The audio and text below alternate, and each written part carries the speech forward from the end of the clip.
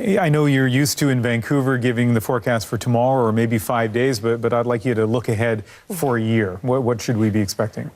I think we can do that with the help of the sea surface temperatures in the equatorial Pacific. That's where scientists are looking now for clues about the year ahead. And it looks like we're in a building El Nino. So this is a large-scale weather phenomenon that changes the weather patterns all around the world. And globally, this is when we get our hottest temperature records around the world. So it does look like we'll see more of these heat records broken over the next 9 to 18 months.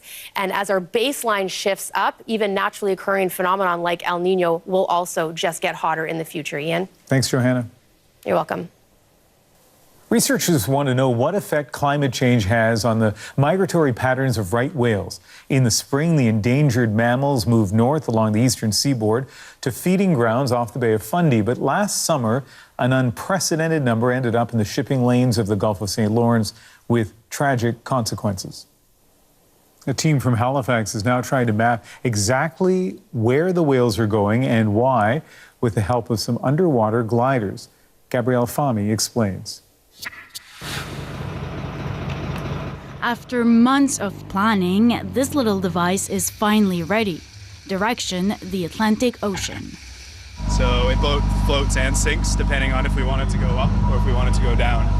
It looks like a tiny plane, and it kind of works like one too, using its wings to move up and down the water, scouring the ocean for months at a time. Basically, it picks up the pitch track of different whales, and based on the shape of the track, it can identify what type of whale it is. This little robot works relentlessly. So that was what you heard, was just the moan. So that back at the lab, scientists can tell where these whales are, and for the first time, where their food is too. The amazing thing about right whales is that they're so large, and yet they feed on some of the smallest organisms in the ocean. And because they rely on such small things, they need to find these plankton in really, really dense patches. That's how researchers will predict the whale's next move, the key to preventing more deaths, but in a way that won't hurt fishing and shipping industries so important to Atlantic Canada. Everyone in the community understands the urgency of the situation. I mean, with 18 whales dying last year and no calves, we are in a position where, I'm a PhD student. I may not be able to have a career studying right whales if we don't do something. A big ocean with lots at stake, and the world is watching. And we're doing a photo story or photo essay about the right whale. This is a global issue.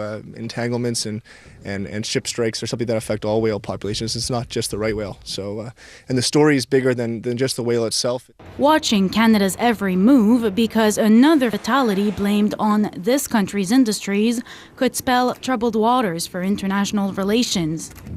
After the summer, all the little robots come out of the water, and that's when the hard work begins.